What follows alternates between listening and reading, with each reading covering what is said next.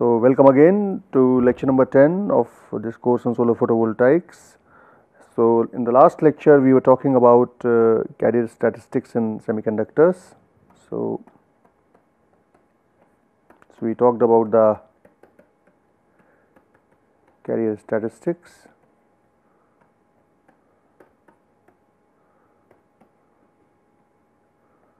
In semiconductors, we also looked at the ionization energies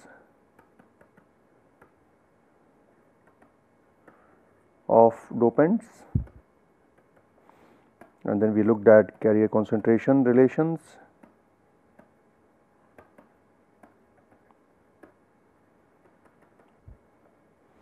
and finally we looked at effect of composition on effect of doping on EF. So, basically we said that for N type EF increases as compared to EFI, and for P type EF, so you can say EFN and this could be EFP, this goes down with respect to EFI, the intrinsic Fermi level. Okay, and if you plot it, it's going to look like this. So, this is your energy scale, this is let us say NA or ND, typically given in 10 to the power into centimeter cube. So, let us say if this is the value of EFI, then they tend to, and if this is let us say your EC and this is let us say your EV, okay, then Fermi level tends to, so let us say you are plotting from 10 to the power 13 to I do not know 20, 10 to the power 20, okay. So, we are going to have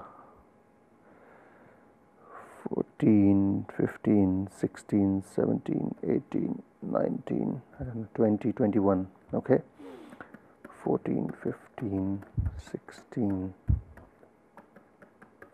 and so on and so forth. So, this tends to at about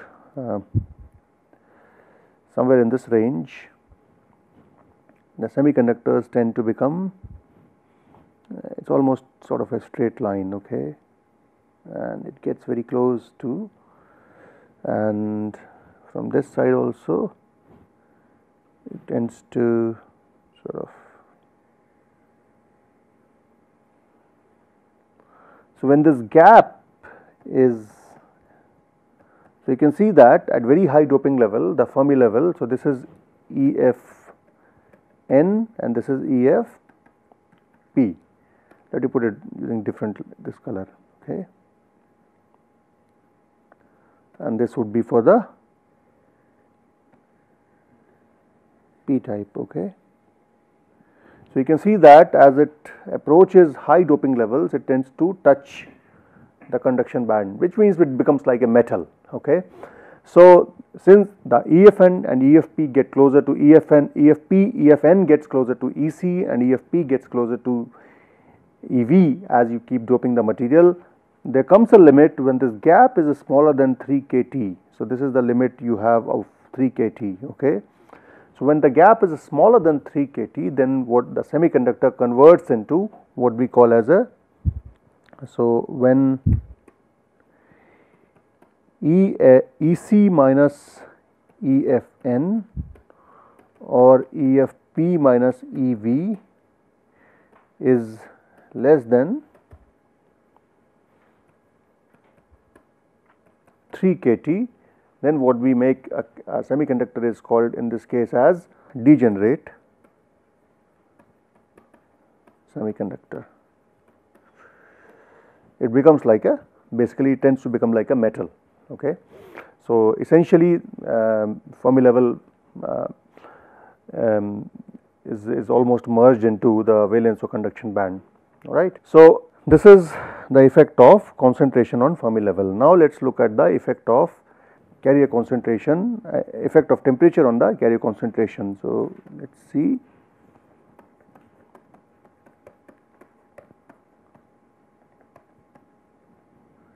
Temperature on carrier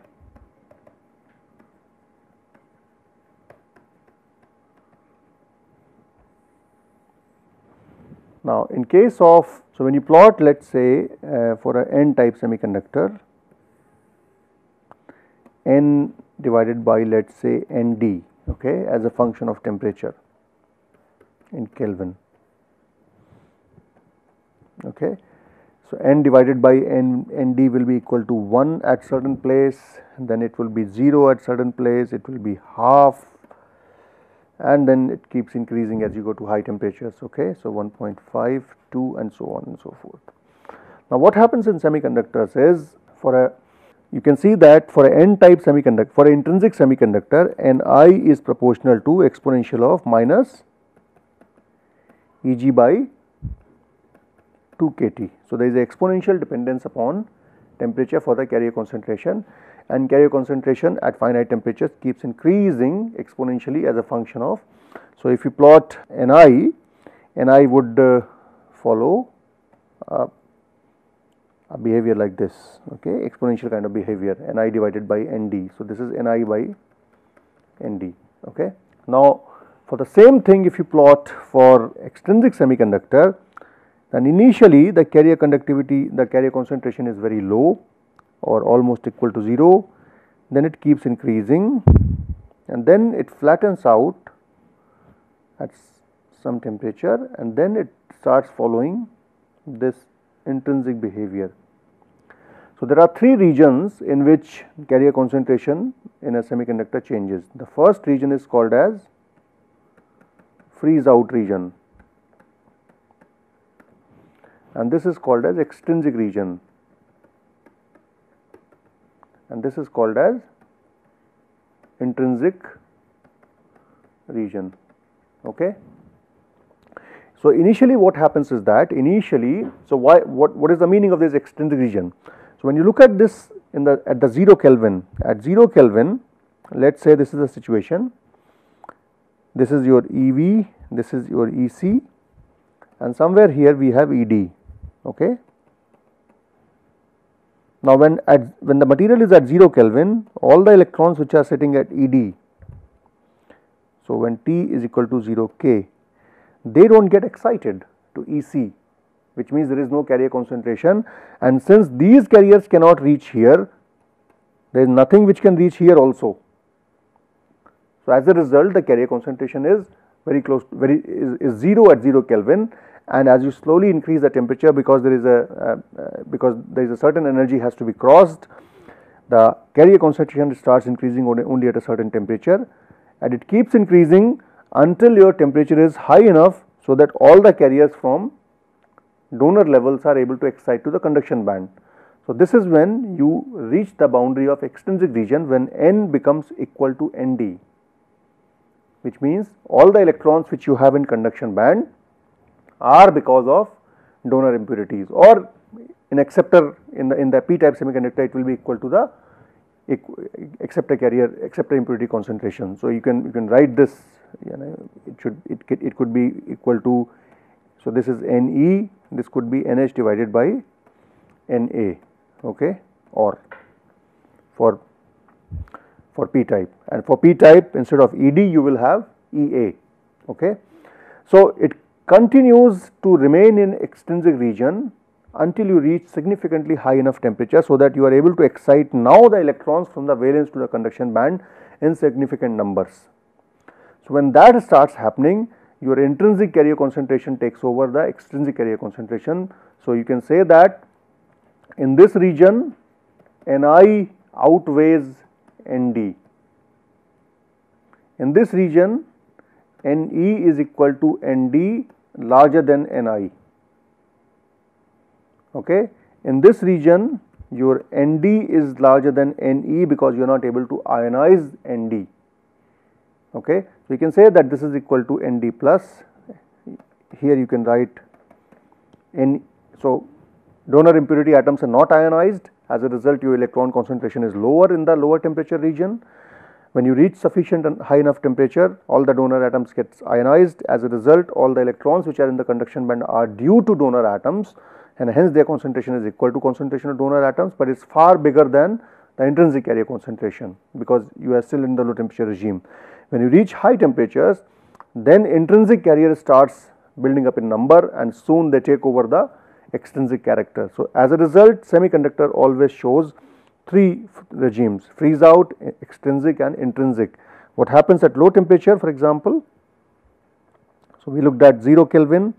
At low temperature, what will happen is that you will have, so this is the valence, so this is EC, EV, ED. So, you had some electrons hopping over here, okay, and so this will perhaps correspond to this state. Let us say somewhere here EC, EV, ED, all the electrons from here have hopped over. So, this is empty, you can say this is empty, and this is, you can say, partially filled. So, all the electrons have hopped over, right, and here somewhere here at so this is, let us say, at moderate temperature, this is at moderate temperature, this is at low temperature, and at very high temperature what you will have is basically this is ED, this is EC, this is EV, this is empty, all the electrons have crossed, but even from here the electrons cross. So, they start jumping here, okay. This is at high temperature, alright, this corresponds to this region. So, this is how temperature carrier concentration varies in semiconductor as a function of as a function of temperature. Sorry? No. Low temperature. What low temperature means is that, see, EV, EC are fixed. This is the donor energy level.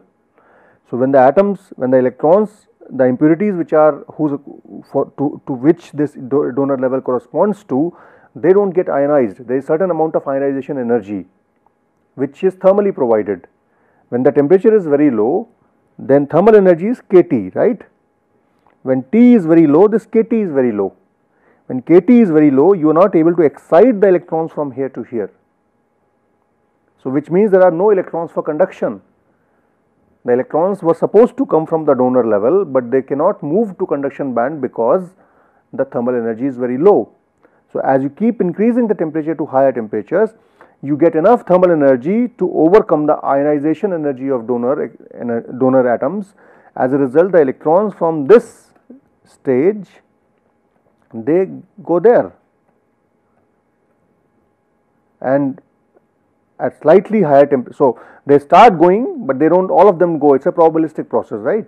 So, at slightly higher temperature all of them leave, at lower temperature only some of them leave, and it is within this range all of them have left. So, within this range, since once all the donor atoms lose their electrons, there is nothing more to come. As a result, the electron concentration stays flat, and you are not able to increase the Ni substantially only until you reach a certain temperature, beyond which Ni increases fast enough. So, these two curves, in some sense, if you look at the lower curve, this curve, this is the intrinsic part. So, these two curves, the top and the bottom, they are competing with each other, okay. So, what is this competition? You have to move electrons from here to here, and you have to move electrons from here to here. So, obviously, for electrons to move from valence to conduction band, you will require larger energy, and hence it happens only at high temperature. At low temperature, you are only able to excite electron from the donor to conduction band, and that is why the extrinsic behavior dominates at lower temperature, okay. And same will happen in case of p-type semiconductor. Now, let us see, having seen the effect of having seen in some detail the carrier statistics, now let us see what is the effect, what is the carrier action or carrier transport.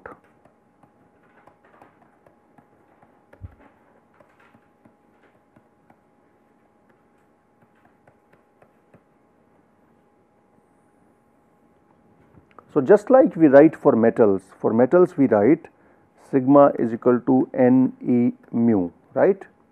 where N is the electron concentration, E is the electronic charge, mu is the mobility. Now this is for metals, because we are in metals we only consider one carrier as a moving species, which is the electron. In case of semiconductor, we add another term here. So this is Ne, E, mu E. We also consider another carrier, which is NH, P, mu E and mu H. So this is the contribution from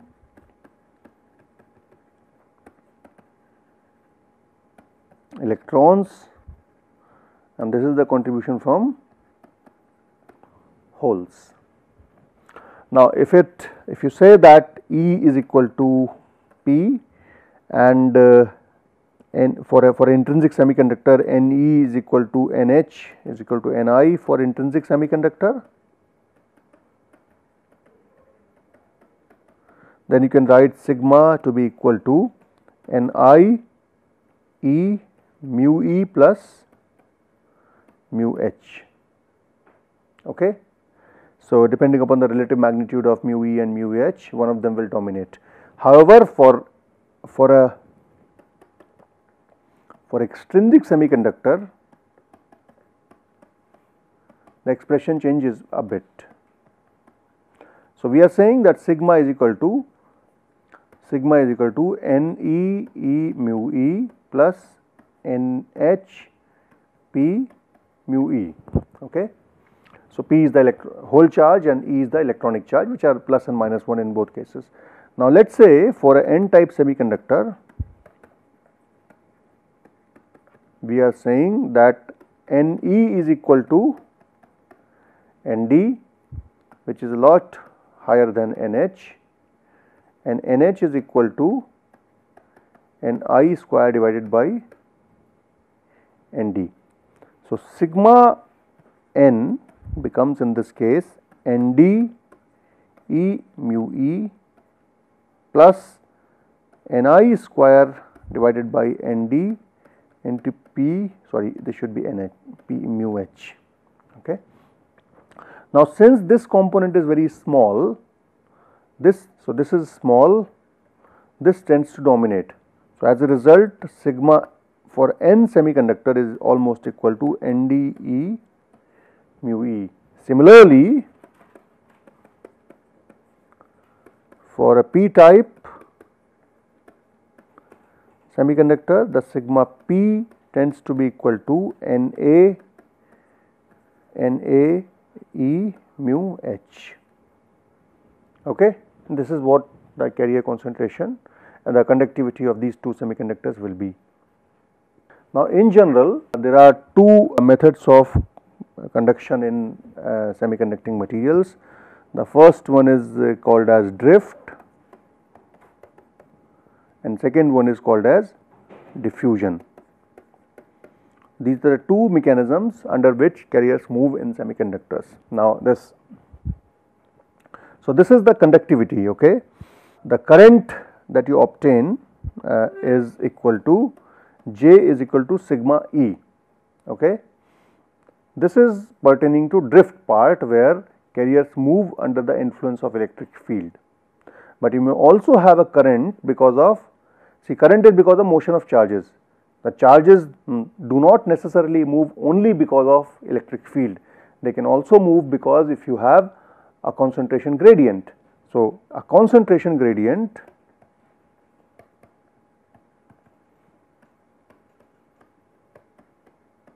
may drive the diffusion in diffusion of carriers, leading to another type of current, which is the basically diffusion current. So you have a current which is driven by a phenomena called as drift, which takes place because of electric field, and then you have so you can say dN by dx or dP Ne by dx or Nh by dx. Okay. If you take one dimensional model of these, you can also take three dimensional model, that is not a problem. So these are the two phenomena. First is drift, electric field driven, second is diffusion, that is the concentration gradient driven. So in case of drift, we won't be able to get into details of it. In case of electrons, Jn drift is basically Q mu n into N E, okay. Whereas Jp drift, it comes basically from the derivation of Ohm's law, and you can find that in any Q into mu P into P E. These are the two expressions which one can follow for drift current. Essentially, it is nothing but J is equal to sigma E, okay. Let me just, this is N E, let me just, sorry, so we are changing the terminologies, this is NH, okay. Q is the electronic charge, okay, which we took as E and P earlier. Ne is the electron concentration, NH is the hole concentration, mu n is the electron mobility, mu p is the hole mobility, and E is the electric field. So, Q is electronic charge, Ne and NH are electron slash hole concentration, and by the way, this is in Coulomb. This is typically in per centimeter cube or per meter cube. Mu n and mu p are electron or hole mobilities, which is basically E tau divided by m, okay. And this is in centimeter square or meter square. So, if this is in centimeter cube, you can say centimeter square per volt second, and then E is the electric field. This is electric field. So, the drift current, we can say this is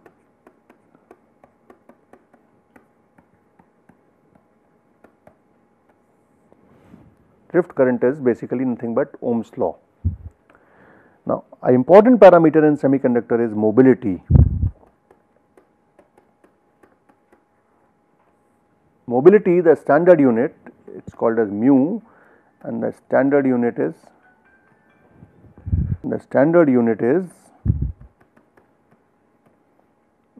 centimeter square per volt second, or some people also write it as meter square per volt second, okay. The typical values, let us say for silicon at 300 K.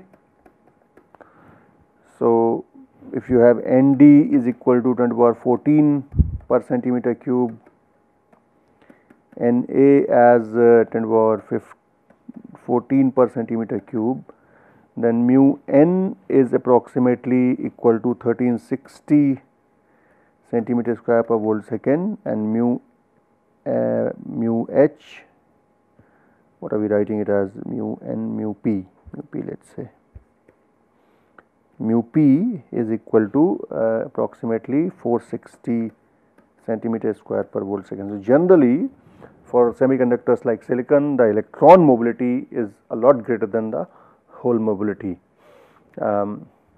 whereas these mobility are significantly higher as compared to as in materials like gallium arsenide. So, gallium arsenide on the other hand will have mobility, electron mobility of 8000 centimeter square per volt second, and hole mobility of 320 per centimeter square volt second. So, gallium arsenide is a very good semiconductor, n-type semiconductor, as compared to and mobility also varies as a function of temperature. So, let me just show you the plot of that. So, since the carriers undergo scattering, the scattering is because of